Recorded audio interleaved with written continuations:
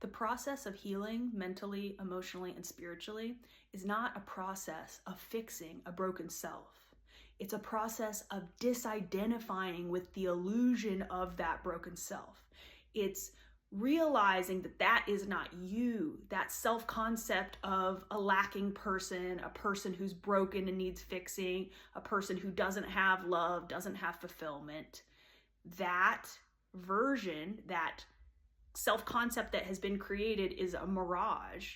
And when you are willing to see it, then it will dissolve. It's not an overnight process often, but you have to pull your energy into connecting with who you truly are, which is a multi-dimensional soul who's eternal and who is unconditionally loved by God and source, and it has a wellspring of love and light coming in all the time. You're more blocked to understanding this when you are so identified with it. You have almost like a veil over your eyes, or it's like light that comes into a window and you have a dark shade over it. But when you're willing to take that dark shade down because you're taking out fear and you're saying, you know what, I'm done living in this, honestly, a nightmarish, dark reality of the ego's doing.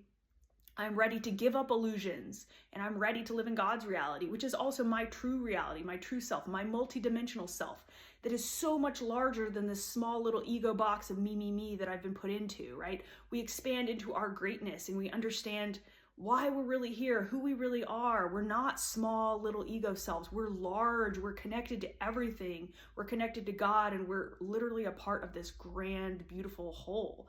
And when we understand that, and we're at least willing to see that, even if we don't see it, the willingness to see it, the humility to say, I am done with these illusions. I am not going to defend what I do not want, which A Course in Miracles talks about. The ego will often defend its victim state or its suffering because it's afraid to grow, because the ego wants to stay safe.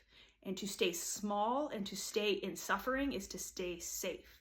So you have to disidentify with that ego program and be like, no, that's not who I am. I'm ready to understand and experience my multidimensional self, who is a divine aspect of everything.